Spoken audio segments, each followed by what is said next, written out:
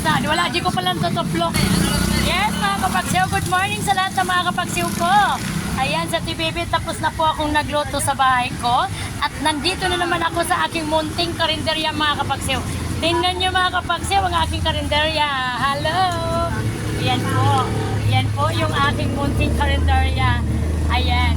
Ito yung pinagkakitaan ko sa araw-araw. Kaya mga kapagsew, kailangan nating mahalin ito. Dahil kung wala ito, hindi tayo mabubuhay. Kasi ito po ay part ng ating hanap buhay.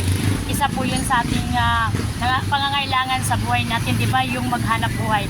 Kaya kanya-kanya lang tayong diskarte, mga kapagsew. Kaya don't forget to subscribe my YouTube channel, mga kapagsew. Bibet Gabasa. Makukuhanan ninyo ako ng mga aral tungkol sa paghanap buhay, mga kapagsew, ha? Kaya good morning ulit. Andito sa Ate Bebet. Kaya ganito lang ang buhay natin, mga mahirap. Kailangan lang natin maging masipag. Kaya good morning. Good morning, mga... Yes, andito yung aking mga... Viewers? Di ko alam kung mga viewers ba to o... ha? Ano, mga bashers? Mga bashers.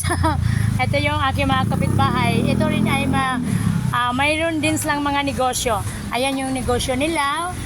Kahit ganito lang yung aming mga negosyo, yung mga munting negosyo, minamahal namin yan, mga kapagsew, kasi dyan po kami nabubuhay araw-araw. Dyan po namin pinagkukuha ang aming mga pangangailangan sa araw-araw, kaya kailangan natin talagang mahalin yan.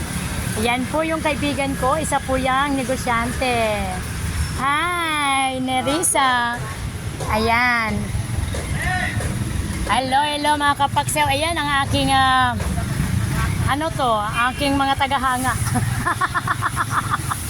May dumating na isang tagahanga. Yes. Yeah, kain kaya? Oh, yan. Yan si kuya. Mamaya, pause mo lang.